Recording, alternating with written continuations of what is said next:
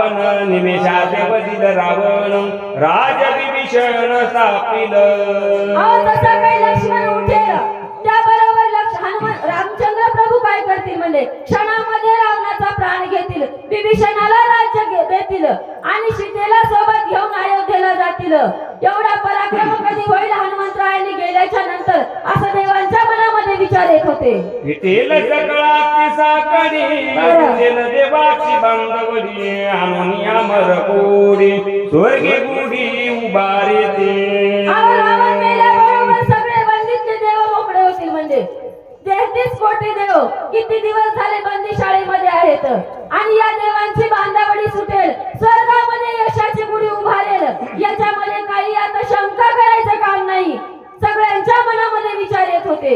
ऐसा सरसावला वानर करोनी श्रीराम नामे भूपुकार काय बोलिला से उतर श्री रघुवीर परिसुता. हनुमंतरायाची रामचंद्र प्रभूने विनंती केल्याच्या नंतर हनुमंतरायाला स्फुरण चढलं. हनुमंतराय पुढे सरसावले आणि रामचंद्र प्रभूला उत्तर देऊ लागले.